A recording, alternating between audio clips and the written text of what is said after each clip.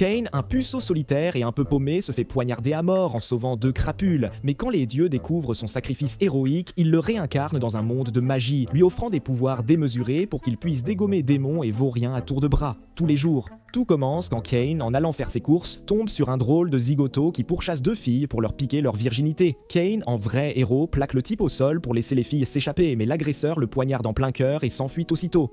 Alors que les filles accourent pour voir comment il va, il est soulagé de les savoir saines et sauves, mais il se sent mal de les avoir fait pleurer. Après ça, Cain se vide de son sang et meurt, mais il se réveille ensuite dans une chambre luxueuse et se demande s'il est toujours en vie. Il se regarde dans le miroir et découvre qu'il est dans le corps d'une personne totalement différente, ce qui le fait paniquer. Il comprend vite qu'il est réincarné dans un autre monde, alors il décide de vérifier si son petit soldat a pris quelques centimètres, mais hélas, il manque toujours à l'appel. Plus tard, il rencontre sa nouvelle famille et apprend qu'il est le fils d'un noble commandant nommé Garm. La nuit, sa femme de chambre, Sylvia, lui enseigne les rudiments de ce monde, et quand il découvre qu'il y a de la magie et des monstres, il est super excité à l'idée d'explorer tout ça. Plus tard, il dit à son père qu'il veut étudier la magie, mais il apprend qu'il doit attendre d'être baptisé avant de pouvoir lancer des sorts. Ensuite, il retourne dans sa chambre et est surpris de découvrir qu'il peut déjà utiliser la magie, mais il décide de le cacher à sa famille et de s'entraîner en secret. Quelques années plus tard, Cain est enfin prêt pour son baptême et se rend à la cathédrale avec sa famille. En chemin, ses parents lui expliquent que chaque personne reçoit de la magie et qu'une protection allant du niveau 1 à 5, et qu'un chiffre plus élevé signifie plus de puissance magique.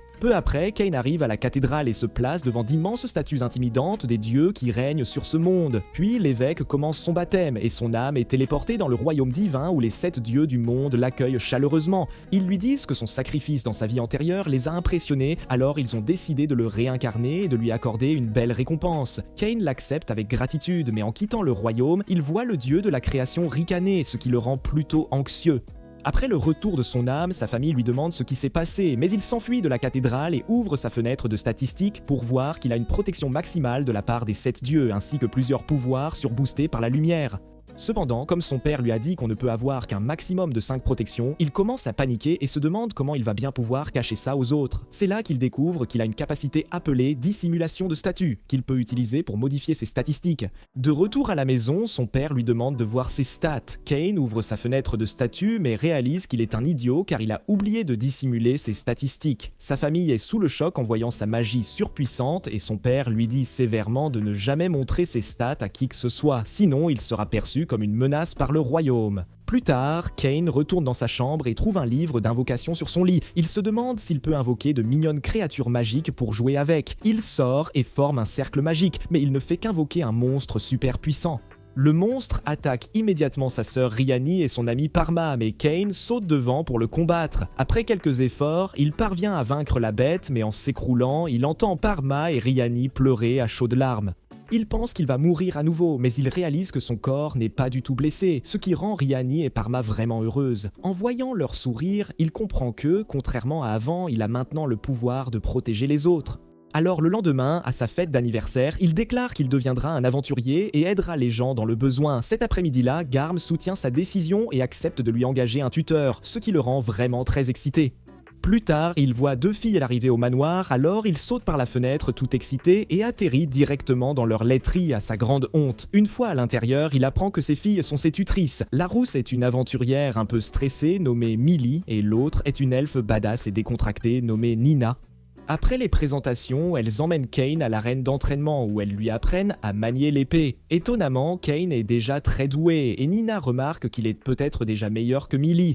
Déterminée à prouver qu'elle est meilleure que lui, Millie le défie en un combat simulé et lui dit de se donner à fond. Pendant la bataille, il submerge facilement Millie, ce qui choque Nina qui lui demande s'il a la protection du dieu de la guerre.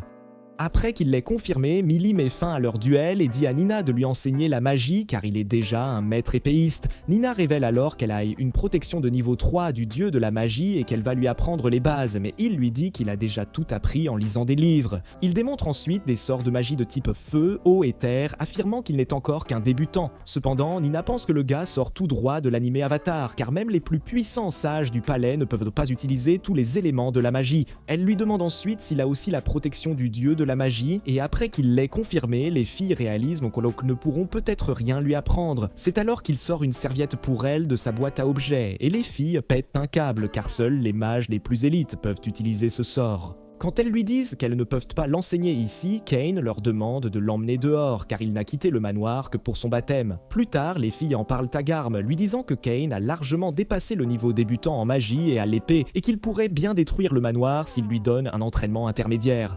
Garm accepte de le laisser s'entraîner dehors, mais il dit sévèrement aux filles de le ramener avant le coucher du soleil. Sur ce, Kane s'aventure joyeusement dans le monde extérieur où Nina lui demande d'utiliser sa magie intermédiaire sur un rocher. À leur grande surprise, le jeune homme finit par détruire complètement le rocher et elles sont encore plus impressionnées qu'il ne soit pas fatigué après avoir utilisé un sort aussi puissant. C'est alors que les filles sentent quelque chose dans les bois et il s'avère que c'est un lapin mortel qui mange les gens. Le lapin les contourne et attaque immédiatement Kane, mais il utilise une compétence appelée balle d'air pour le vaincre instantanément. Les filles le félicitent pour sa première prise et Kane met le lapin dans sa boîte à objets pour pouvoir frimer devant ses parents plus tard. Voyant cela, Millie dit qu'elle économise pour un sac magique qui est la même chose qu'une boîte à objets, mais ça coûte une fortune. Elle suggère ensuite qu'il chasse un peu plus et demande à Nina d'utiliser un sort de recherche. Elle l'utilise pour repérer quelques ennemis à proximité, ce qui pique la curiosité de Kane.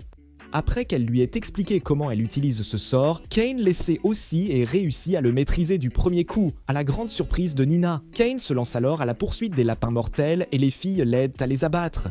Cependant, alors qu'un des lapins se retire dans la forêt, elles empêchent Kane d'y entrer et lui disent que la forêt abrite les monstres les plus dangereux. Elles révèlent en outre que ces monstres attaquent la ville tous les quelques années et que la ville a construit d'épais et gigantesques murs pour empêcher ces créatures de blesser les gens. Elles le motivent à devenir un aventurier puissant afin qu'il puisse protéger la ville dans de tels cas, donnant à Kane un objectif à atteindre. Cette nuit-là, il retourne au manoir et est choqué d'apprendre qu'il est passé au niveau 8 juste en tuant quelques lapins. Il voit alors qu'il a une compétence qui multiplie son expérience gagnée par 100 et réalise que les dieux lui ont fait une sacrée blague en le rendant plus fort que Gojo Satoru. Il craint d'être mis sur la sellette si les gens découvrent ses pouvoirs et qu'il ne pourra pas vivre comme un aventurier normal. Le lendemain, Millie et Nina l'emmènent à la guilde, disant qu'il est assez fort pour affronter de plus gros monstres. Alors qu'il entre avec enthousiasme, il est hypnotisé par la réceptionniste, Rudy, qui est à moitié humaine, à moitié chienne. Millie demande à Rudy s'il y a quelque chose de plus fort que les lapins mortels dans la région, et Rudy consulte ses notes pour voir des mentions de loups. C'est alors qu'un voyou nommé Cross voit les filles avec Kane et se moque d'elles pour prendre des quêtes de babysitting, car elles sont trop faibles pour faire autre chose. Il demande ensuite à Millie si elle veut aussi faire du babysitting pour son petit, mais quand Nina le repousse, il s'offense et essaie de la tripoter. Ses acolytes retiennent aussi Millie, mais Kane attrape nonchalamment la main de Cross et lui dit de laisser les filles tranquilles. Quand Cross refuse, Kane lui botte le cul et lui fait perdre toute son aura. Maintenant embarrassé, Cross essaie de mettre Kane KO, mais le petit morveux suit ses coups violents et les part du doigt avant de jeter Cross hors de la guilde. Il tabasse aussi l'acolyte de Cross et Nina le remercie de les avoir sauvés en l'étreignant. Après cela, il se dirige vers la forêt où Kane les impressionne à nouveau en lançant des sorts élémentaires extrêmement puissants. 3 ans plus tard, c'est le dernier jour de son tutorat et il se demande s'il peut les remercier d'une manière ou d'une autre, seulement pour se souvenir que Millie avait dit un jour qu'elle économisait pour un sac magique. Cette nuit-là, il retourne seul dans la forêt pour collecter des matériaux d'artisanat pour le sac et malgré qu'il rencontre des monstres 10 fois sa taille, il les vainc tous avec une facilité déconcertante. Cependant, il provoque de si énormes explosions que la garde de la ville pense que les monstres ont attaqué et donne l'alarme. En quelques secondes, Garm emmène des centaines de chevaliers dans la forêt, mais avant qu'ils n'arrivent, Kane se téléporte hors de là. Une fois que Garm atteint la forêt, il voit un mouchoir avec son blason familial et panique, réalisant que c'était son propre fils.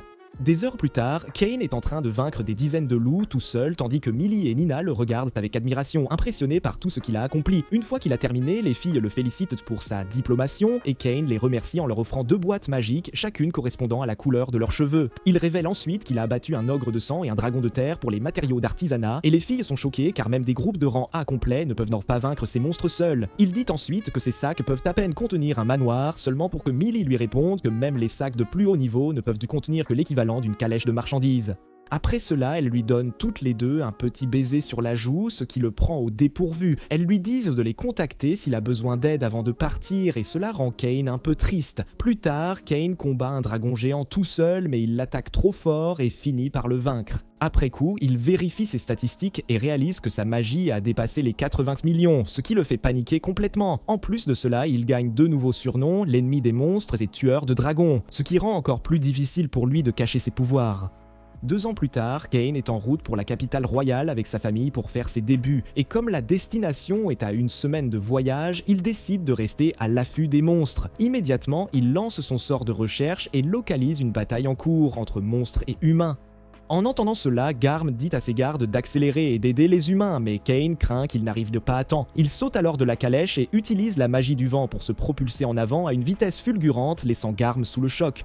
En quelques secondes, il arrive sur la zone de combat et vainc les monstres géants tout seul, ne laissant que l'alpha en vie. Pour celui-là, Cain sort son épée et l'utilise, combiné à la magie du feu pour le transformer en un buffet barbecue géant.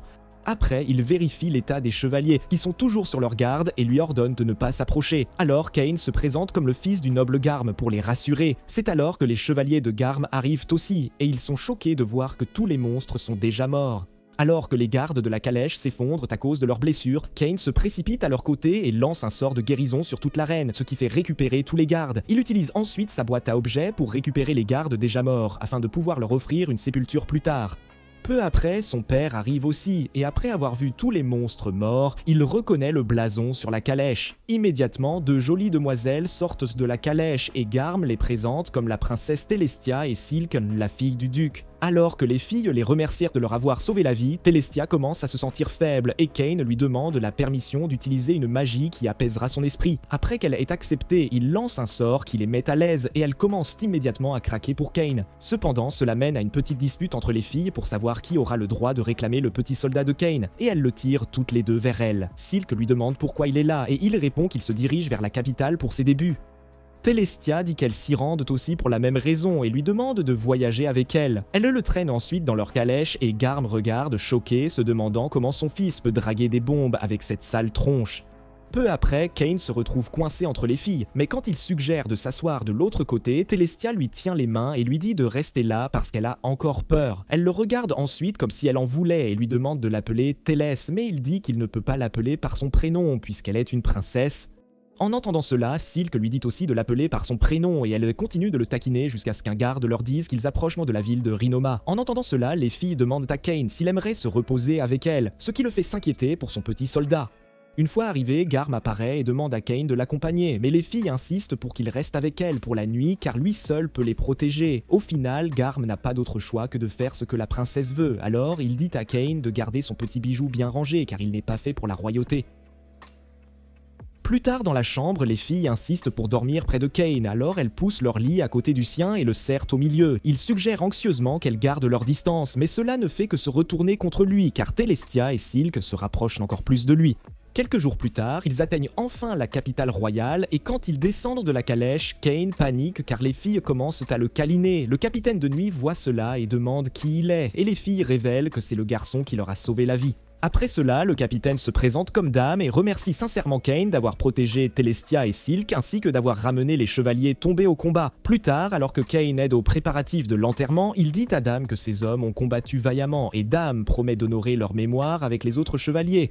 Après cela, Cain décide de partir, mais Dame lui révèle que le roi veut le voir. Peu après, il se retrouve dans la salle du trône remplie de centaines de nobles où le conseiller du roi raconte à tous les exploits héroïques de Cain. En entendant cela, le roi le félicite personnellement et lui accorde nonchalamment le titre de baron ainsi qu'un manoir et 10 pièces de platine. C'est alors qu'un noble bedonnant nommé Corgino s'avance et s'oppose à la décision du roi. Mais le roi lui dit de se taire car la seule chose qu'il peut vaincre, c'est la balance. Après cela, le roi lève la séance et demande à Cain de le rencontrer dans le salon où il est rejoint par Garm qui le félicite d'avoir accompli tant de choses si vite. Peu après, le roi arrive avec les filles et remercie personnellement Cain et le père de Silk, le duc Eric, s'incline également devant lui. Après les politesses, le roi lui attribue la solde d'un baron ordinaire puis lui demande s'il aimerait prendre la virginité de sa fille. Eric lui demande d'épouser Silk en même temps et tandis que les filles sont ravies de partager ce petit soldat, Cain panique car son engin n'est pas assez grand pour les deux. Voyant cela, elle lui rappelle qu'il a non seulement partagé une calèche avec elle, mais aussi un lit, et Cain est forcé d'accepter un plan à 3. Plus tard, il a une autre rencontre avec les dieux pour discuter de ses chiffres magiques élevés, et les dieux admettent qu'il pourrait bien être plus fort que Sakina. Ils lui ont même demandé s'il voulait devenir un demi-dieu, expliquant que les demi-dieux sont de la même classe que les bêtes sacrées et les dragons divins. Il avertit également Cain qu'il ne peut faire qu'un certain nombre de choses seul et qu'il ne devrait pas tester ses limites. Suite à cela, il a ajouté qu'il n'y a pas grand chose à faire en fin de partie, alors il conseille à Kane de créer quelque chose de sa vie antérieure pour se divertir. Plus tard, Kane fait du shopping avec sa mère et sa sœur, mais cela devient vite gênant pour lui et il s'enfuit dans la rue. Dehors, il tombe sur Parma et lui demande pourquoi elle est là. Elle lui dit alors qu'elle s'entraîne dans la boutique de son oncle. C'est alors que son oncle Tomenis apparaît et quand Parma lui dit que Kane est un noble, Tomenis s'excuse anxieusement d'avoir été si familier avec lui. Kane lui dit de se détendre et qu'il veut voir sa boutique, alors il l'emmène à l'intérieur et il leur dit qu'il veut qu'il crée un nouvel objet. Après que Tomenis ait accepté de le faire, Kane lui propose l'idée d'un jeu de société et Tomenis accepte joyeusement le travail. Kane lui glisse alors une pièce d'or pour ses efforts, mais Tomenis lui dit anxieusement que c'est trop. Après que Kane lui ait dit de la garder comme un investissement, Tomenis l'accepte gracieusement et promet de faire de son mieux pour ce projet. Sur ce, Kane quitte joyeusement la boutique, seulement pour se souvenir qu'il a quitté Riani brusquement et maintenant elle est en colère. Elle dit qu'elle voulait qu'il la voie dans les vêtements qu'elle a déjà essayés, mais il lui dit qu'il sait qu'elle est mignonne, peu importe ce qu'elle porte. En entendant cela, son cœur se réchauffe et elle promet de lui montrer toutes ses robes à la maison. Cette nuit-là, elle enfile toutes sortes de robes et glousse de joie, tandis que Kane les complimente toutes. Plus tard, Sylphie lui dit que Tomenis lui a demandé de venir à sa boutique et il s'y rend immédiatement pour voir qu'il a déjà terminé le produit. Kane lui dit joyeusement que ça ressemble exactement à ce qu'il avait imaginé et suggère qu'il le teste avec une partie amicale.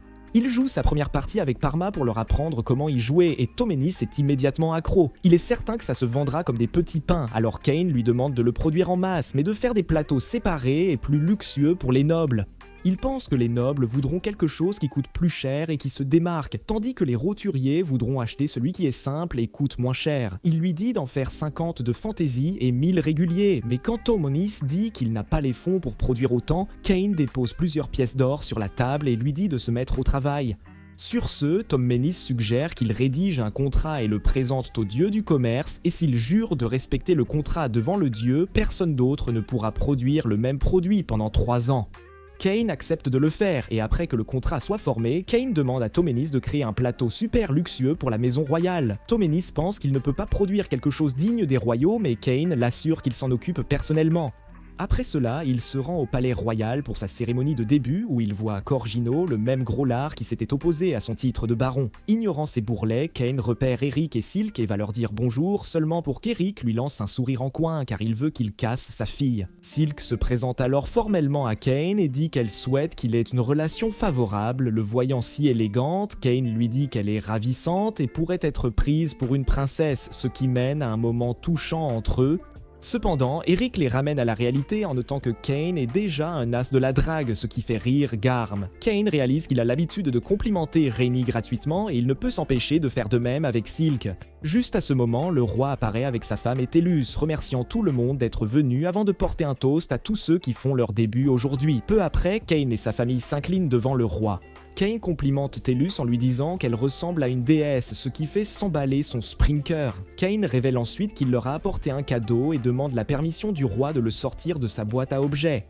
Après avoir obtenu la permission, il sort le jeu de société sophistiqué appelé Reversi qu'il a conçu avec Tom Manny, ce qui pique leur curiosité. Le roi l'invite ensuite au salon après la cérémonie et alors qu'il s'éloigne, Garm félicite Kane d'avoir déjà pensé à des moyens de faire fortune. Ensuite, ses parents le laissent socialiser et Silk saisit l'occasion de passer du temps avec lui. Pendant qu'il parle, des nobles moches se présentent et tentent de draguer Silk, mais elle les traite froidement. Quand Kane se présente, les garçons commencent à mal se comporter avec lui et Kane réalise immédiatement que l'un d'eux, nommé Abit, est le fils de Corgino car il est tout aussi laid que lui. Abit exige que Kane s'excuse d'avoir parlé sans... Mais avant que Silk ne puisse leur dire de déguerpir, Kane dit à Abit de s'excuser d'avoir contrarié Silk. En entendant cela, Abit dit « Viens dehors, on va voir ça ». Et il se dirige vers la cour où Silk fait semblant de s'inquiéter pour Kane et en profite pour se blottir contre lui. Pendant ce temps, les brutes deviennent jalouses et tentent d'attaquer Kane, mais leurs attaques sont plus faibles que votre jeu de séduction. Agacé, Silk révèle aux petits morveux qu'ils ont affaire au baron nouvellement nommé et cela leur fait mouiller leurs pantalons. Elle révèle en outre que Kane a vaincu seul une armée d'orques plus tôt, et les garçons sont si effrayés qu'ils s'inclinent pour implorer pitié. Après leur départ, Silk commence à taquiner Kane pour avoir délibérément laissé ses garçons dans l'ignorance et dit qu'elle parlera à Tellus de son côté obscur. Quand il la supplie de ne pas le faire, elle lui dit de sortir avec elle s'il veut qu'elle se taise. Juste à ce moment, Tellus arrive en courant et demande de quoi il parle, mais Cain place rapidement sa main sur la bouche de Silk. Tellus devient timide en le voyant si proche de Silk et exige de savoir ce qui s'est passé entre eux. Silk lui dit en plaisantant qu'elle et Cain planifiaient leur rendez-vous, ce qui la rend jalouse et elle dit qu'elle veut aussi un rendez-vous avec lui. Voyant cela, Cain accepte de sortir avec les deux seulement pour voir que le roi se tient à côté de lui et lui lance un regard noir des plus grandioses pour son audace avec les filles. Il invite ensuite Cain au salon où le conseiller du roi lui remet la carte et la clé de son manoir. Il informe Cain que le roi avait une réunion importante, qu'il voulait sauter pour le rencontrer et qu'il a dû le convaincre de ne pas le faire. Cain est soulagé car il peut rentrer tôt aujourd'hui, mais Eric surgit et le défie à une partie de reversi. Voyant cela, de nombreux autres nobles se présentent pour jouer avec lui aussi, ce qui le fait paniquer. Plus tard, Cain suit la carte pour localiser son nouveau manoir, seulement pour voir qu'il est plus délabré qu'une vieille bicoque. En entrant, il voit que le courant est coupé et utilise la magie de lumière pour mieux voir. Il note également que tous les meubles sont cassés et que tout le manoir est assez sale. Cain utilise ensuite un sort pour tout nettoyer et réparer, transformant l'endroit en un manoir luxueux en quelques secondes, alors qu'il explore sa chambre avec enthousiasme. Sylvia arrive avec des aides et dit qu'elle est impatiente de le servir. Son nouveau majordome, Colin, se présente également et il s'avère qu'il est déjà un fan car il connaît déjà les exploits héroïques de Cain. Sur ce, Sylvia demande aux filles de nettoyer l'endroit, mais elle remarque que tout brille déjà, et Cain dit qu'il a déjà tout nettoyé avec de la magie. En entendant cela, Sylvia part s'occuper d'autre chose, et Colin lui suggère de retourner au manoir de son père, car ses demi-frères aînés reviendront aujourd'hui. Plus tard à la maison, ses frères apprennent qu'il est maintenant propriétaire d'un manoir, mais quand Ryan souhaite le voir, ils lui disent qu'il est délabré et qu'il pourrait y avoir un fantôme pour lui faire peur. Cependant, quand Cain les y emmène, ils sont choqués de voir qu'il a l'air neuf, et Garm comprend immédiatement que Cain l'a réparé avec de la magie. Alors qu'ils explorent l'endroit, Garm note qu'il manque d'œuvres d'art et de décorations, mais Cain dit qu'il a déjà commandé des décorations. Juste à ce moment, ils entendent Sylvia crier et se précipitent dehors pour voir un dragon rouge géant empaillé que Cain a commandé comme décoration. Garm demande anxieusement comment il a mis la main là-dessus, et Cain admet à contre-cœur qu'il a vaincu ce dragon lui-même et l'a transformé en pièce décorative. Garm est sidéré car même les aventuriers de rang A ne peuvent pas battre un monstre aussi fort et conseille à Cain de ne pas étaler son pouvoir si négligemment. Il ajoute qu'un dragon rouge empaillé vaut une fortune, ce qui le rend automatiquement milliardaire. Juste à ce moment, ils entendent un autre cri et se précipitent pour voir Sarah et Kryn s'extasier devant des toilettes qui projettent de l'eau directement sur leurs petites fesses. Quand Garm les réprimande pour leur drame, Sarah lui demande d'essayer aussi et il en ressort avec la réalisation qu'il aime ça dans les fesses. Garm lui dit alors qu'il devra organiser une autre fête de début pour les nobles, ce qui le fait paniquer. Plus tard, Colin lui dit qu'il a déjà fait une liste d'invités pour lui et Cain la vérifie pour voir que le gros Corgino est aussi là. Colin dit qu'il doit l'inviter quoi qu'il arrive et quand Cain demande pourquoi le roi n'est pas invité, il apprend que seuls les comtes ou les rangs supérieurs peuvent inviter la royauté. Cain commence alors à s'inquiéter des cadeaux, mais Sylvia suggère qu'il leur offre sa propre marque d'hospitalité. Plus tard, il crée des verres uniques et fantaisistes pour les nobles et crée également une recette pour son propre vin avec un steak haché. Il fait goûter le steak à Sylvia et elle réalise enfin pourquoi les gens aiment la viande juteuse en bouche. Quand elle teste la boisson, son propre Sprinker s'emballe et elle l'aime tellement qu'elle en descend plusieurs bouteilles et se retrouve complètement pompette. Juste à ce moment, il est convoqué au palais royal où il reçoit des regards froids du roi et du duc Eric. Le roi lui demande alors pourquoi il ne l'a pas invité à sa fête de début, lui rappelant avec colère que c'est lui qui lui a offert ce manoir en premier lieu. Eric taquine le roi en agitant son invitation sous son nez, lui rappelant que Cain n'est pas encore assez haut gradé pour l'inviter. Voyant cela, Cain dit qu'il voulait l'inviter en personne, mais n'en a pas eu l'occasion avant de sortir une lettre d'invitation de son manteau. Le roi rayonne à cela et Cain est content d'avoir préparé une invitation à la dernière minute pour le vieil homme. Plus tard, il dit à ses servantes que le roi arrive, ce qui les fait toutes paniquer et il ajoute à leur choc en leur disant que Tellus est sa fiancée. La nuit, les nobles commencent à arriver les uns après les autres, et Cain se tient à la porte pour les accueillir. Peu après, Silk apparaît, adorable, et Cain les fait entrer personnellement et les choque avec son dragon rouge empaillé. Après cela, il demande aux invités de goûter le vin et toute la pièce éclate d'excitation. Juste à ce moment, le roi arrive avec Tellus et est immédiatement captivé par la beauté des verres faits sur mesure. Il goûte ensuite le vin et s'enthousiasme avant que Cain ne lui passe le steak et ne le sidère. Juste à ce moment, la reine les rejoint et raconte avec enthousiasme au roi les toilettes à jet d'eau de Cain. Le roi l'utilise et ordonne à Cain d'en installer dans son château dès demain avant de déclarer que Cain lui a montré l'hospitalité suprême. En entendant cela, tous les nobles louent Cain, mais le moment est gâché lorsque le gros Corgino se présente à son manoir. Il se moque immédiatement de Cain pour avoir un petit manoir et entre, seulement pour se faire pipi dessus en voyant son dragon rouge empaillé. Il entre ensuite dans le hall principal en crachant sa haine sur Cain, mais tous les nobles le remarquent et le traitent de vil dégénéré. Alors qu'il s'assied, Sylvia lui verse le vin et même s'il l'adore, il le qualifie de bof. Cain lui passe ensuite le steak haché, mais le gros idiot maintient son attitude vile, ce qui énerve Cain. Cependant, Colin lui conseille de rester calme, alors Cain décide de le provoquer en lui offrant plus de vin et de verres. Il lui dit de lui offrir tous les verres et la recette du vin, mais Cain répond poliment qu'il a déjà promis de distribuer ses verres à tous les nobles. Cependant, Corgino continue d'agir avec avidité jusqu'à ce que le roi apparaisse et le réprimande pour son mauvais comportement, le poussant à s'enfuir comme un rat. Voyant cela, Silk s'approche de lui et le traite de petit malin pour avoir tout manigancé, et tandis que Cain l'admet fièrement, il voit le roi se tenir derrière lui. Le roi le réprimande aussi pour ses tours, ce qui fait éclater de rire Silk et Eric. Le lendemain, Cain rencontre le vice-capitaine Dame et l'informe qu'il est venu déposer des matériaux de monstres.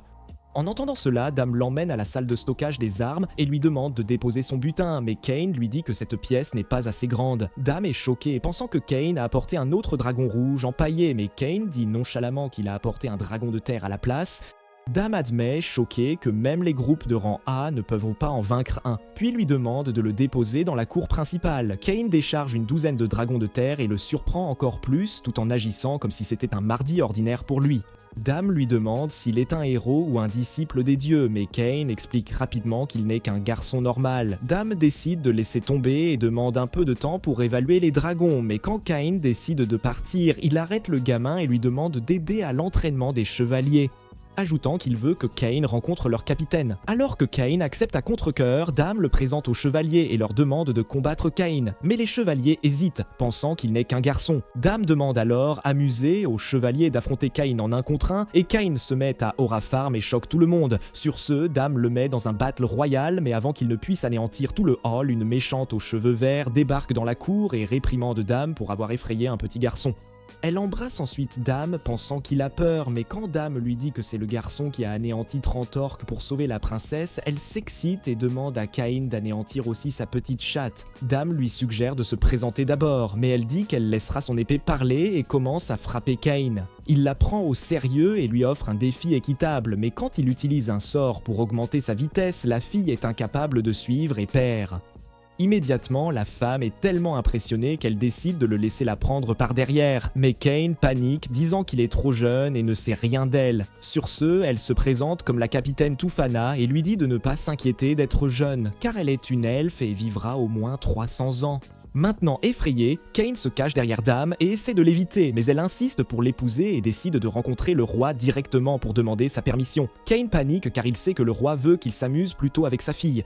Mais elle le traîne au salon royal où elle annonce ses fiançailles avec Cain. Sous le choc, le roi exige une explication de Cain et il admet timidement l'avoir vaincu lors d'une fausse bataille, ce qui a conduit à cela. Le roi explique alors que Tafana vient du territoire de Liber, qui était à l'origine une nation elfe. En raison de leur beauté, les bébés elfes sont souvent entraînés dans des guerres par ceux qui veulent les asservir, mais en raison du dernier souhait de leur premier roi, leur nation promet un refuge à tous les elfes. Il explique en outre que Liburd est une nation souveraine sous sa protection, ce qui signifie que Tifana est une princesse et que Cain a reçu une proposition de la royauté. Le roi dit alors à Stéphana que Cain est déjà fiancé à sa fille Tellus, ainsi qu'à Silk, la fille du duc, ce qui brise ses rêves de sauter sur son pogo. Cependant, sachant que le garçon a une foule de prétendantes assoiffées de Cain, cela lui donne encore plus envie de l'épouser. Le roi choisit de reconnaître ses sentiments, mais lui dit d'écrire d'abord une lettre à son père, ce à quoi elle accepte joyeusement. Elle traîne ensuite Cain avec elle, après quoi le roi demande à Garm pourquoi son fils est si surpuissant.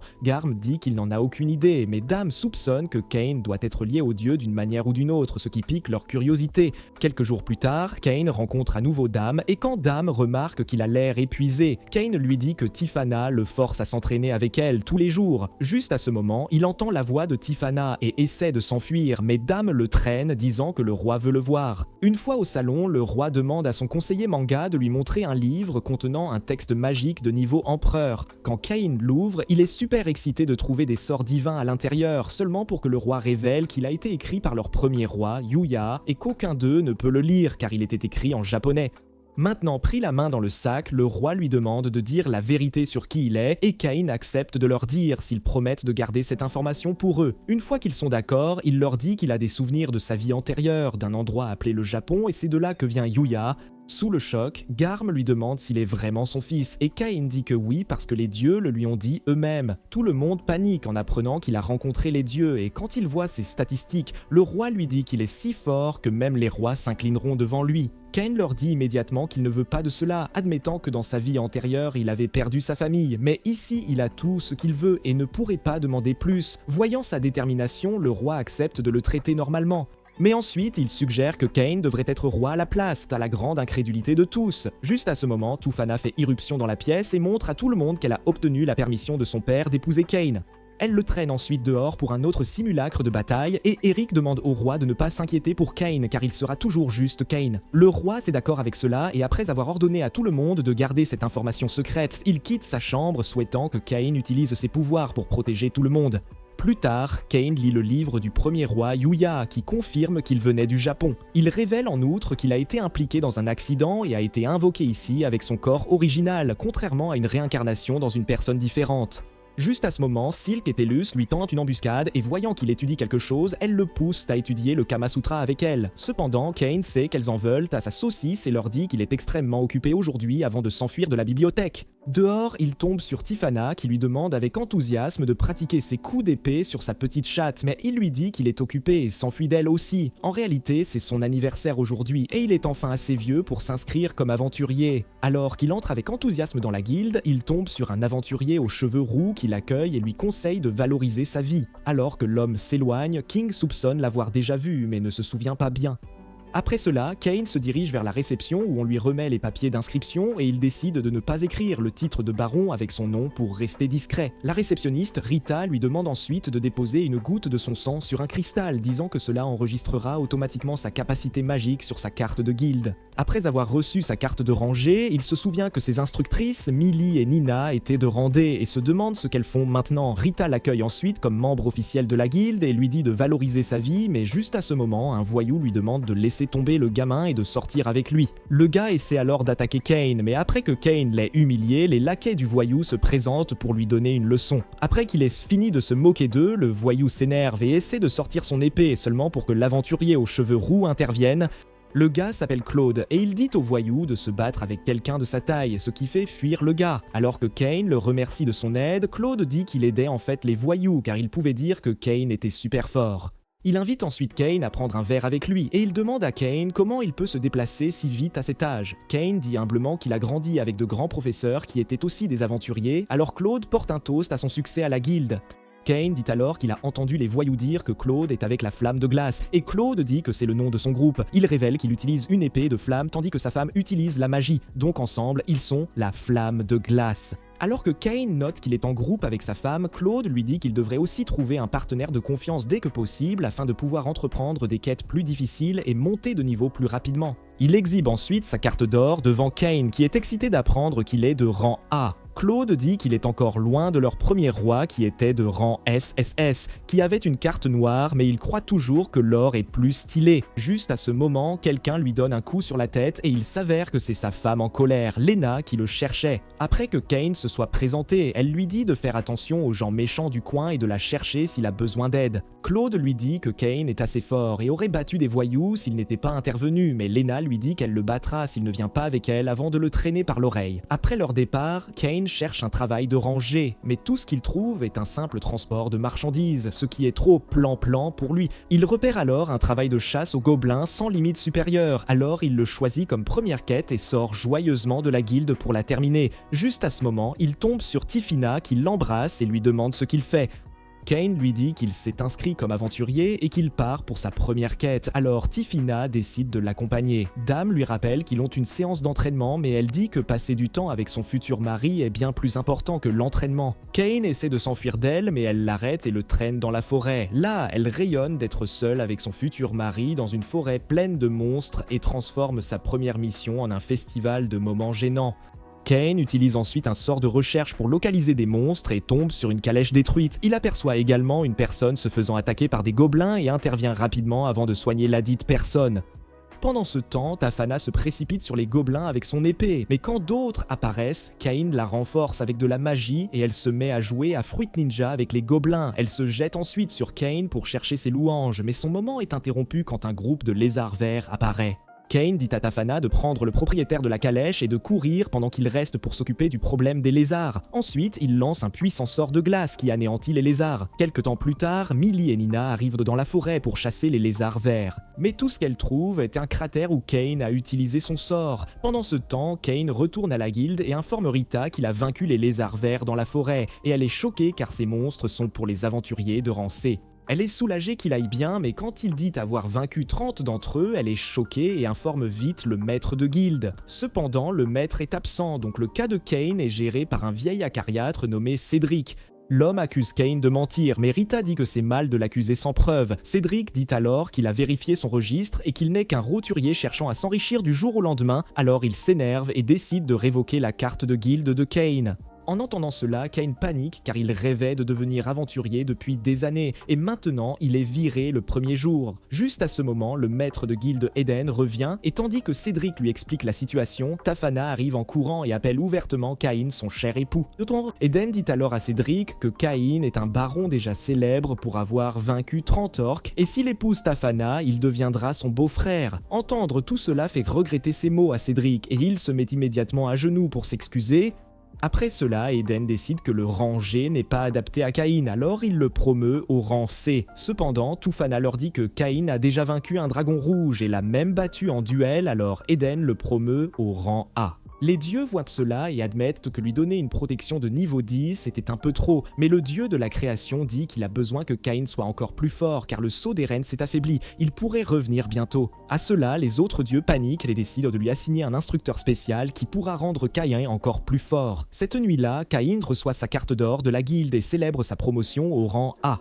Le lendemain, Sylvia déboule dans la chambre de Caïn pour lui dire qu'il est en retard pour son examen d'entrée à l'académie. Mais Caïn reste calme et part rapidement. Cependant, elle le suit dehors, pleurant de ne pas l'avoir réveillé plus tôt, et il s'arrête pour l'assurer que tout va bien, car il a encore le temps. Il tourne ensuite un coin et se téléporte directement devant l'académie, arrivant à l'heure sans difficulté. À l'intérieur de l'académie, il récupère sa feuille d'inscription à l'accueil, puis se dirige vers sa salle d'examen. Alors qu'il s'installe, un examinateur renfrogné arrive dans la salle et déclare que les tricheurs seront expulsés avant de commencer l'examen. En regardant le sujet, Kane sourit car il connaît toutes les réponses. Il termine donc son examen en 30 minutes et utilise le temps restant pour se reposer. Après l'épreuve écrite, l'examinatrice révèle qu'ils seront aussi testés sur leur magie, ce qui fait paniquer Kane. Elle emmène les élèves dans une arène d'entraînement où ils sont chargés de détruire les cibles avec leurs sorts les plus puissants. Kane demande s'il peut y aller à fond, et elle lui dit qu'il le peut, puisqu'il y a une barrière protectrice autour de la zone. Là-dessus, quelques élèves démontrent qu'ils atteignent de la cible avec un sort de feu de niveau basique, et Kane réalise qu'il doit aussi se mettre à leur niveau.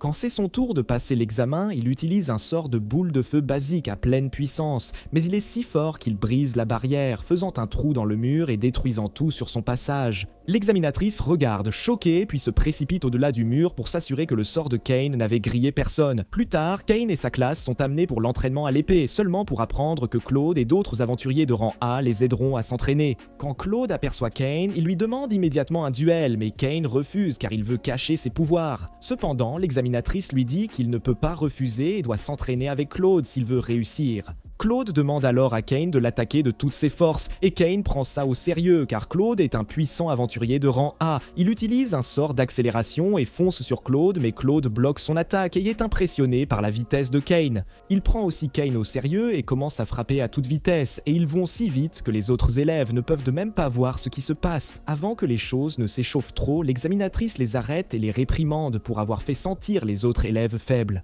À cela, Claude décide de déclarer match nul, mais il a hâte de partir en quête de haut niveau avec Kane, ce qui rend Kane nerveux. L'examinatrice dit alors à Kane de ficher le camp car il a déjà traumatisé les autres élèves. Plus tard, il retourne à son manoir et est accueilli par Sylvia qui lui demande comment s'est passé son examen. Quand il lui dit qu'il a bien réussi tous ses examens, elle est folle de joie et décide d'organiser une fête. Cain lui dit que c'est trop tôt, mais son ventre gargouille et elle est déterminée à le gaver de bonnes choses. Le lendemain, Kane obtient une audience avec le roi qui exige de savoir pourquoi il a fait exploser le terrain d'entraînement. Kane explique qu'on lui avait dit qu'une barrière protégerait tout le monde et qu'il pouvait y aller à fond, mais il s'est quand même retenu d'utiliser la magie de niveau empereur. Le roi est choqué d'apprendre qu'il peut utiliser cette magie, mais Kane admet qu'il ne la maîtrise pas encore totalement, alors il s'en tient au sort de débutant. Il demande alors la permission d'utiliser la magie de niveau empereur, mais elle lui est rapidement refusée. Le roi lui demande ensuite où il a passé ses examens, puisque ni Silk ni Tellus ne l'ont vu, ce qui laisse Kane perplexe. Il explique alors son itinéraire, seulement pour apprendre qu'il a pris la porte sud, qui était pour les roturiers, et que tous les nobles étaient censés entrer par la porte nord. Eric révèle alors que l'examinateur l'a informé d'un roturier qui a obtenu un score parfait à l'examen écrit, détruit le terrain d'entraînement et a tenu tête à un aventurier de rang A. Eric a éclaté de rire car il a immédiatement su que c'était Caïn, et il savait aussi que le conseiller Manga serait assez agacé de devoir faire les réparations. Actuellement, Manga sort la facture des réparations et le roi réprimande Caïn pour avoir dépassé les bornes, alors il s'excuse sur le champ. Il se dirige ensuite vers l'académie pour voir les résultats des tests et tombe sur Silk qui le félicite d'avoir obtenu le meilleur score. Elle sait aussi ce que Caïn a fait pendant les examens et dit que Tellys était assez en colère car elle n'a pas pu le voir le jour de l'examen. Après cela, il voit Ryan guider les élèves vers le hall, mais quand il lui dit bonjour, elle lui saute dans les bras car elle ne l'a pas vu depuis longtemps.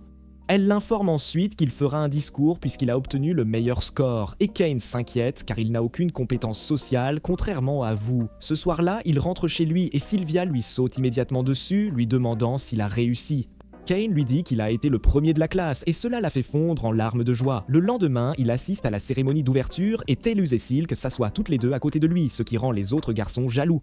Là-dessus, Cain prononce son discours, après quoi le roi lui-même le rejoint au micro et donne un discours un peu flou, avertissant les autres à propos de Cain, qui est non seulement surpuissant mais aussi un idiot, ce qui fait rire Tellus et Silk.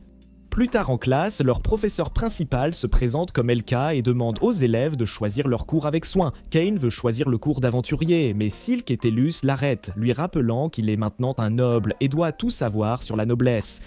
Silk lui dit qu'il peut choisir plusieurs cours, alors il opte pour la noblesse, l'aventure et la magie. Il demande ensuite à Téleste ce qu'elle choisira et elle devient toute timide en lui disant qu'elle choisira les affaires internes afin de pouvoir gérer son domaine après qu'il l'aura épousée. À cela, Silk dit qu'elle étudiera le commerce pour pouvoir l'aider à l'avenir aussi, et elles se réjouissent toutes les deux de le faire craquer. Après la classe, Cain aperçoit le gros Abit et ses acolytes en train d'intimider Parma, lui disant de retourner à son atelier. Cain intervient pour arrêter l'intimidation et quand Abit le voit, il panique immédiatement car il sait que Cain est un baron. Un autre intimidateur demande à Cain pourquoi il prend le parti d'une roturière et Cain lui dit que tout le monde est égal dans cette école et en plus, Parma est son ami. En entendant cela, Abit menace de ruiner la famille de Parma en impliquant son père, mais Silk entend cela et le défie de tenter quoi que ce soit de drôle, ce qui le choque. Tellus se joint aussi à elle et leur demande qui il menace, les incitant à se mettre à quatre pattes et à s'excuser. Cependant, Tellus dit qu'elle le dira à son père s'il ne s'excuse pas auprès de Parma, alors il se tourne vers elle et implore son pardon avant de s'enfuir. Après cela, Parma remercie Cain de l'avoir aidé, mais les filles lui disent de se faire discret car elles veulent poser quelques questions à Parma.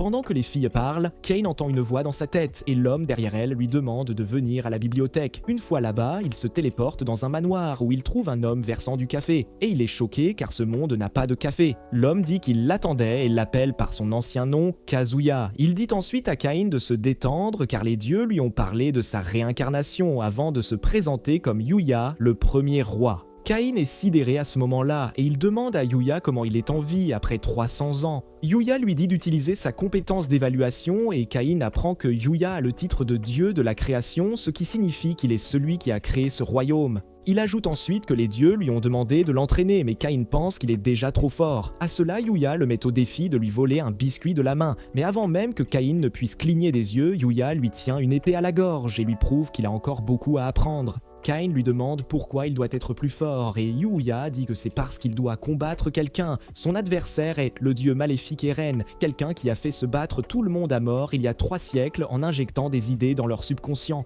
Yuya et ses amis ont réussi à le sceller à l'époque, mais son sceau s'affaiblit de jour en jour et Eren errera librement si rien n'est fait. Cain demande à Yuya de sceller Eren à nouveau, mais Yuya dit qu'il n'est pas parmi les dieux et qu'il n'est pas autorisé à interférer dans les affaires du monde. Yuya laisse la tâche à Cain, lui disant vaguement que sa vie antérieure aura aussi son rôle à jouer ici. Quand Cain demande comment, il lui prend la main et le téléporte dans un monde différent, promettant de lui en dire plus s'il devient assez fort pour lui voler le biscuit. Il donne aussi une boussole à Cain et lui dit de suivre sa direction pour atteindre le manoir, ajoutant qu'il devra atteindre au moins le niveau 600 pour avoir une chance contre Aaron. Cain est choqué car il n'est que de niveau 300 pour l'instant, mais Yuya lui dit de ne pas s'inquiéter du temps car une année ici équivaut à un jour dans son propre monde. Là-dessus, Yuya le laisse seul et Cain se retrouve largué dans la forêt où il affronte des monstres qu'il n'a jamais vus. Pendant ce temps, Silke et Tellus visitent ton manoir pour prendre de ses nouvelles, seulement pour que Sylvia révèle qu'il n'est pas rentré depuis une journée entière. Elle commence à s'inquiéter que quelque chose de grave soit arrivé à Cain. Tellus est confiante que personne ne peut lui faire de mal et décide d'attendre son retour. Des heures plus tard, Cain est toujours dans la forêt, mais plusieurs mois se sont écoulés pour lui et il n'a pas pu dormir une minute. Même s'il a perdu tout sens à sa vie, il avance et aperçoit un Fenrir blanc blessé qui est à l'agonie. Il décide d'abréger ses souffrances, mais soudain, il se souvient comment il est mort une fois et choisit de sauver Fenrir.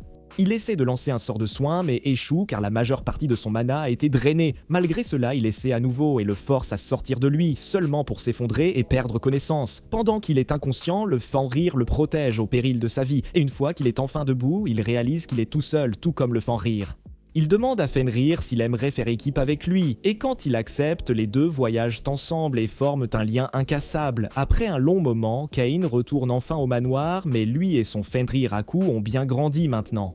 Yuya l'accueille et dit nonchalamment qu'il est parti depuis 4 ans avant de remarquer Aiku à ses côtés. Il dit à Cain que Beiku est une bête légendaire et qu'il devrait former un contrat avec lui pour pouvoir l'invoquer à volonté. Yuya présente ensuite Cain à son prochain professeur, Durin, qui lui dit qu'il est plus faible que Sakura et l'assomme pendant l'entraînement. Le lendemain, Cain se réveille dans un endroit inconnu et descend pour se retrouver dans la maison de Darion. Là, sa femme Ruri accueille Cain et il aperçoit un bébé dragon, ce qui le fascine. Il demande au dragon d'être son ami, mais Aku devient jaloux et commence à grogner après le dragon.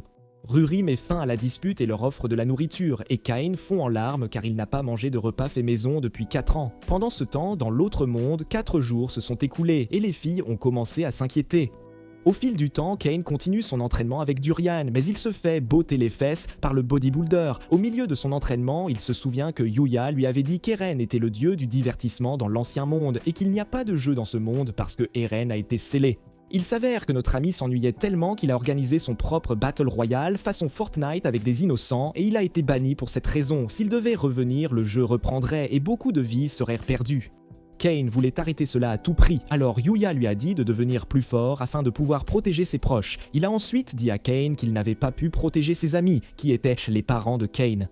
À l'époque, Yuya fut invoqué aux côtés des parents de Cain pour arrêter le déchaînement des reines, et pendant la bataille finale, sa mère et son père ont sacrifié leur vie pour que Yuya puisse sceller Eren. Ce souvenir de tout cela motive Cain, et finalement, il parvient à vaincre Durin en duel. Son entraînement terminé, Cain se précipite au manoir où il trouve Yuya rendant hommage aux tombes de ses parents. Après les avoir pleurés, Cain dit qu'il est prêt à retourner dans son monde, alors Yuya utilise un sort pour inverser son âge. Il dit ensuite à Cain d'emmener Aku avec lui, et Duren apparaît aussi, offrant son dragon de compagnie Jin à Cain. Après les avoir remerciés tous les deux, Cain retourne dans son propre monde juste au moment où Yuya lui donne son épée et une lettre en cadeau pour le roi. Alors qu'il retourne à son manoir, Sylvia l'aperçoit et le serre immédiatement dans ses bras. Silk et Tellus se joignent aussi et lui disent qu'elles l'attendent depuis plusieurs jours. Elles révèlent qu'elles ont appris à faire des biscuits pour lui en son absence et Cain fond en larmes en engloutissant des dizaines de biscuits. Après cela, il apporte la lettre au roi, l'informant que Yuya a créé son propre monde et y vit en tant que dieu de la création. Quand les autres semblent de sceptiques, il sort l'épée de Yuya de sa boîte d'objets et cela confirme qu'il a bien rencontré le premier roi. La lettre dit aussi que Yuya a entraîné Cain, et Cain le confirme, expliquant comment il s'est fait botter les fesses tous les jours pendant 5 ans. Le roi est immédiatement devenu sceptique face à son histoire, car, pour eux, il n'était parti que 5 jours. Eric détourne l'attention du roi en rappelant à Cain qu'il y a un avis de la guilde des aventuriers et qu'il doit accepter une quête pour avancer au rang A, où sa carte de guilde sera annulée. Immédiatement, Cain se dirige vers la guilde et s'excuse auprès d'Eden d'avoir retardé la quête.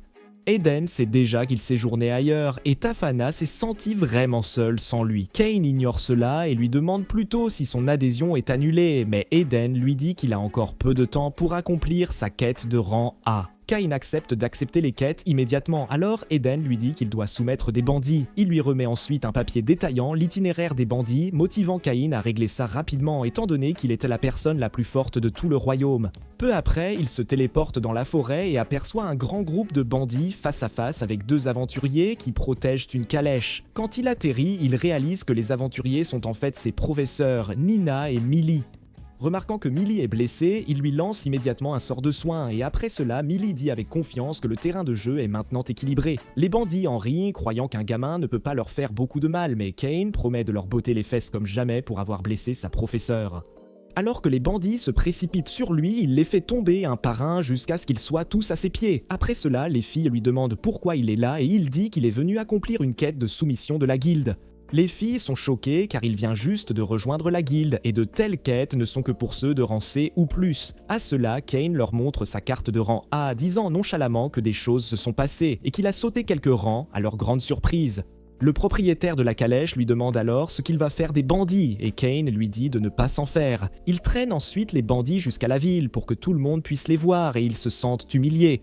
Après cela, il raccompagne le propriétaire de la calèche chez lui et l'homme s'avère être le père de Parma. Elle lui demande des nouvelles des bandits et l'homme lui dit que Cain les a sauvés d'être rôtis. Cain dit nonchalamment que ces bandits étaient ceux dont il avait besoin pour la quête et Parma le félicite d'être un baron travailleur, même le week-end.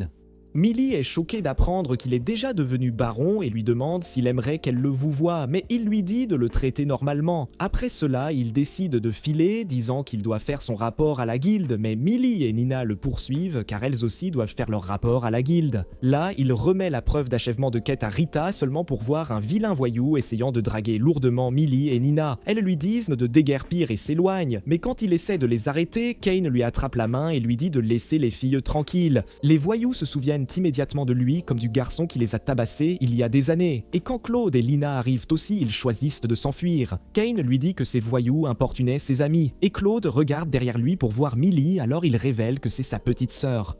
Millie révèle qu'elle et Nina ont fait du tutorat à Cain quand il était en couche, alors Claude suggère de prendre un verre pour célébrer cette joyeuse occasion. Pendant qu'il parle, Claude apprend que Cain est maintenant de rang A, mais il s'y attendait puisque Cain a tenu tête pendant son examen, à la grande surprise de Millie. Mina dit que ce n'est pas un garçon ordinaire car il est déjà baron, ce qui choque Claude et Lina car ils ont été très décontractés avec lui. Les filles montrent ensuite les sacs magiques qu'il leur a offerts il y a des années et Lina devient super intéressée. Quand elle apprend qu'ils peuvent contenir un manoir, elle les déclare trésors nationaux et demande à Cain d'en faire un pour elle aussi. Elle s'évanouit ensuite dans ses bras et Claude regarde l'air un peu bête, lui disant que Lina ne tient pas l'alcool. Soudain, Cain se souvient qu'il a école demain. Quand Claude dit qu'il n'en a pas besoin, il insiste qu'il a beaucoup à apprendre. En entendant cela, Nina propose de le serrer dans ses bras pour être un bon garçon, mais il s'enfuit comme un lapin. Juste à ce moment, Rita apparaît et dit qu'un instructeur de classe d'aventure est blessé et qu'ils ont besoin d'un remplaçant, ce qui éveille la curiosité de Claude. Le lendemain à l'école, Cain est excité de continuer l'entraînement, mais le professeur lui dit qu'il lui est interdit d'utiliser la magie car il est trop puissant. Claude et les autres regardent de loin, alors il décide d'améliorer sa journée en assistant à son prochain cours en tant qu'instructeur. Là, Claude demande à tous les élèves de sortir leur carte de guilde, mais Cain dit qu'il a oublié la sienne à la maison car montrer sa carte dorée l'isolerait encore plus. Pendant le cours d'entraînement, Cain tente de défier Claude en duel, mais ce dernier l'ignore complètement, le laissant sur le carreau. C'est en fait une ruse pour l'aider. Tout le monde à son tour avec Claude et Cain attend patiemment son moment. Mais quand enfin c'est à lui, le cours se termine et il n'a pas pu montrer l'étendue de ses talents. Cette nuit-là, Cain est tellement furieux qu'il part dans la forêt et dézingue des monstres de rang S juste pour le plaisir, tout en maudissant Claude de toutes ses forces. Alors qu'il sème la pagaille, la garde de la ville pense que le prince des ténèbres est de retour et déclenche l'alerte générale. Garm mobilise mobilise aussitôt ses chevaliers et arrive dans la forêt pour y découvrir un cratère gigantesque et le mouchoir de Kain orné de leur blason familial. Le lendemain, Kain est convoqué par le roi qui lui aussi est persuadé du retour du prince des ténèbres et il faut en informer les nations voisines. Là-dessus, Kain craque et avoue enfin que c'est lui qui a semé tout ce chaos. Ailleurs, dans une grotte, un autre fragment du sceau d'airain se brise et il trépigne d'impatience de reprendre sa partie de Fortnite Battle Royale. Le lendemain, à l'école, le cours porte sur la magie d'invocation, mais comme Kain est surqualifié, un instructeur spécial du palais est venu pour lui. Le type se présente comme Grad avant d'expliquer à la classe qu'ils doivent d'abord former un contrat, puis produire un cercle magique pour invoquer un familier. Il distribue ensuite des cartes d'invocation aux élèves, leur permettant d'appeler des familiers de certains niveaux. Cependant, quand il en donne une à Kain, le garçon craint de tout gâcher comme la dernière fois. Grad l'assure que rien de mal n'arrivera et qu'il doit mettre toute sa magie dans la carte. Kain décide alors de faire confiance à la parole de Grad. Cependant, dès qu'il active sa magie, le cercle brille d'une lumière aveuglante et il finit par invoquer le prince des ténèbres. À son grand choc, le prince demande pourquoi un simple humain l'a invoqué, mais Kain panique et aveugle tout le monde avec un flash. Il se demande alors si le prince est du côté des reines. Au moment où le prince évalue ses stats et s'approche de lui d'un air menaçant, Kain dégaine rapidement son épée pour se défendre. Mais le prince se met à genoux et le supplie de l'accepter, promettant de suivre chaque ordre que Kain lui donnera. Il propose même de raser cette nation entière et de faire venir le clan des démons, mais Kain lui dit vite qu'il ne veut rien de tout ça. Le prince se présente alors comme Seth, expliquant à Kain qu'il pourra l'invoquer s'ils forment un contrat. Kain accepte juste pour qu'il s'en aille et Seth forme le contrat juste avant de disparaître. Une fois le calme revenu, Grad demande à Kain ce qui s'est passé et Kain répond que le prince des ténèbres est parti parce qu'il a refusé de former un contrat. Grad gobe son histoire et décide de clore le cours, et Kain est soulagé d'avoir réussi son coup. Cependant, Grad informe immédiatement le roi et Kain est convoqué au palais pour s'expliquer.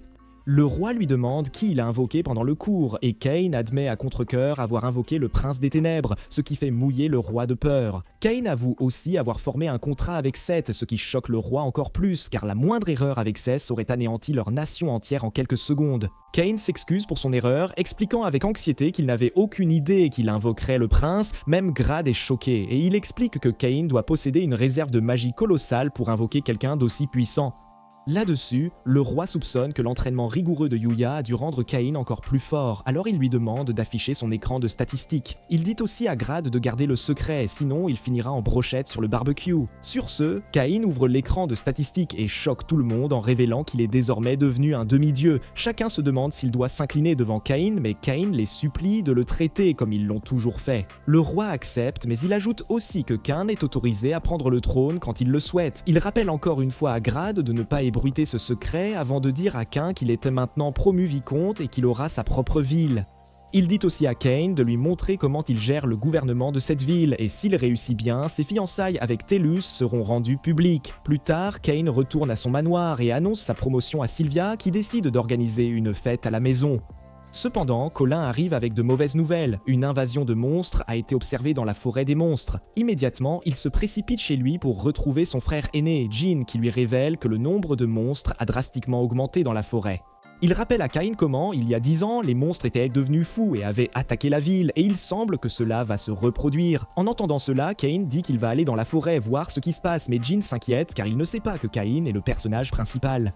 Là-dessus, Kain sort sa carte de guilde de rang A, ce qui rassure Jean. Kain dit ensuite qu'il ira d'abord à la guilde pour recueillir des informations, mais une fois sur place, la nouvelle réceptionniste le traite comme s'il était un supporter de Trump. Cependant, Rudy revient rapidement et s'excuse pour l'erreur de la débutante avant de lui montrer l'état des aventuriers. Juste à ce moment, Millie et Nina entrent dans la guilde, et quand Kain leur demande pourquoi elles sont là, il apprend que la guilde a lancé un appel à tous les aventuriers de haut rang. Les filles confirment aussi que l'activité des monstres dans la forêt est effectivement très élevée, et Kain déclare qu'il y ira tout de suite. Millie dit que c'est dangereux et qu'il devrait attendre Claude, et même Rudy lui demande d'emmener quelqu'un avec lui. Là-dessus, Kain lui dit qu'il a de la compagnie, et une fois entré dans la forêt, il invoque Aku et Jean en renfort. Alors qu'ils s'enfoncent, ils affrontent plusieurs monstres puissants, mais Kain sent que quelque chose de bien plus fort les observe. Comme il ne peut pas le comprendre seul, il invoque Seth et lui demande son aide. Immédiatement, Seth détecte une forte présence, entourée de centaines de monstres, qu'il considère comme une anomalie. Il invoque ensuite son majordome Dalmatia, qui fut autrefois l'un des 4 rois célestes et est spécialisé dans l'investigation. Quand Dalmatia utilise ses pouvoirs, il révèle de nombreux monstres cachés dans la forêt et Cain ne perd pas de temps à les découper. Il dit ensuite à Seth de s'occuper de la forêt avant de se téléporter à la guilde et de présenter les monstres qu'il a abattus. Claude et Lena arrivent à ce moment-là et elles sont choquées de voir que tous les monstres sont de classe S. Pendant ce temps, Seth décide de s'enfoncer plus profondément dans la forêt vers la source de l'étrange présence. Mais Achiron le voit arriver et envoie des milliers de monstres de rang S vers la ville. Voyant cela, Seth se téléporte en ville et informe Cain de l'assaut. Cain demande alors à Claude de rassembler les aventuriers et de protéger les citoyens. Rudy lui demande ce qu'il va faire et il répond qu'il ira dans la forêt, ce qui l'inquiète. Cependant, Cain lui dit qu'il a un ami qui est aussi surpuissant, et être appelé l'ami de Cain rend Seth encore plus loyal envers lui. Juste à ce moment, Tafana apparaît et souhaite accompagner Cain, mais Cain lui ordonne de protéger la ville à la place, et elle accepte avec joie. Sur ce, Cain et Seth se dirigent vers la forêt, où Dalmatia est déjà en train de faire cuire quelques monstres de rang S. Après avoir dégagé un chemin, les trois finissent par se rapprocher de la source où Aaron les attend de pied ferme. Seth dit alors à Cain qu'il devrait y aller pendant qu'ils tiennent le fort, alors Cain leur confie la forêt. Pendant ce temps, la ville est en proie à la à la panique, mais les aventuriers prennent rapidement position aux portes pour empêcher les monstres d'entrer dans les murs. Cependant, Millie décide de suivre Cain parce qu'elle s'inquiète pour lui, alors Nina, Claude et Lena la rejoignent aussi. De retour dans la forêt, Seth invoque les 4 rois célestes et les informe qu'un ami a demandé leur aide. Les rois sont choqués car Seth ne fait pas dans l'amitié, mais quand Dalmatia leur dit que cet ami a aussi formé un contrat avec Seth, leur stupéfaction est sans borne. Seth promet d'expliquer tout plus tard car pour l'instant, ils doivent protéger la forêt. Pendant ce temps, Cain arrive au cœur et utilise un puissant sort de feu pour dégager la zone. Il est soudainement attaqué par le sort d'Eren, mais il le contre rapidement avec le sien. Une fois la poussière retombée, Cain voit enfin Eren sous sa forme de dragon noir, et Eren lui dit que seule une petite partie de lui s'est libérée. Eren fait alors apparaître des milliers de monstres et les envoie tous vers la ville, déclarant que c'est un jeu pour voir si les humains peuvent survivre aux monstres. À ce moment-là, Claude et les autres arrivent dans la forêt et voient les rois célestes se battre contre la horde de monstres. Alors qu'ils concluent que ces gars sont les amis de Cain, Mina sent un groupe de monstres arriver et Claude fait équipe avec Millie pour les abattre. Lina et Nina apportent leur soutien avec leur sort et ils sont tous motivés à prendre un verre avec Cain une fois que tout sera fini. Cependant, les monstres continuent d'affluer et Nina manque de magie, ce qui permet aux monstres de clouer Claude au sol. Juste au moment où tout espoir semble perdu, Tafana les rejoint avec des renforts et les remercie d'avoir tenu bon tout seul. Elle révèle que la ville est en sécurité et qu'elle tiendra désormais la ligne de front, et Claude les rejoint, son épée démangeant d'envie de chair de monstre. Pendant ce temps, Aaron regarde Cain et dit qu'il a les mêmes yeux que le couple qu'il a scellé, et tout comme il les a envoyés abattre, il compte faire de même avec Cain. Cain esquive sa première attaque avec son propre sort, mais cela s'avère futile contre Aaron qui n'utilise encore qu'une infime partie de ses vrais pouvoirs. Il commence alors à submerger Cain, qui invoque Aku et Jin pour le soutenir, seulement pour qu'Eren jette Aku comme un vulgaire déchet. Il essaie ensuite d'envoyer Aku à Patresse, mais Jin s'interpose et encaisse le coup. Eren ne s'arrête pas et continue de tirer sur eux, alors Cain intervient et bloque les attaques pour protéger ses familiers. Quand Eren se moque de lui pour cela, Cain lui dit de fermer son clapet, car protéger ce qu'il aime est ce qui lui donne sa force. Il lance alors un sort qui produit une lumière divine si brillante qu'elle peut être vue depuis l'intérieur de la ville. Alors que Cain continue de lancer le sort sur Aaron, ses familiers l'arrêtent soudainement et il lève les yeux pour voir qu'il a pratiquement détruit toute la forêt avec Aaron. Juste à ce moment, Seth et Dalmatia le rejoignent et révèlent que l'assaut est terminé, ce qui signifie que tout le monde est maintenant en sécurité. En entendant cela, Cain retourne rapidement dans la forêt où il est accueilli par les sourires radieux de ses amis, ce qui le rend vraiment heureux. Ensuite, le roi demande à Cain s'il était responsable de cette lumière éclatante, l'informant que les habitants pensent qu'un dieu est descendu pour les protéger. Cain lui dit qu'il a dû recourir à un sort de niveau empereur car Eren était trop fort et le roi panique car il avait interdit à Cain d'utiliser de tels sorts. Pour le remercier d'avoir protégé la ville, il décide de lui accorder son propre domaine. Peu après, Cain obtient une audience officielle avec le roi qui le nomme responsable de la région de Dorantal. Plus tard, quand Tafana l'apprend, elle se met à pleurer car Dorantal est une région lointaine et personne n'a pu la gouverner jusqu'à présent, faisant réaliser à Cain que le roi l'avait en fait envoyé au casse-pipe. Tellus décide d'y faire quelque chose, mais Cain lui demande de ne pas intervenir car il est impatient de voir ce qu'il peut accomplir dans cette nouvelle ville. Peu après, il arrive à Dorental et est immédiatement pris en embuscade par des voyous. Il les tabasse dans une arène et finit par détruire tout l'endroit.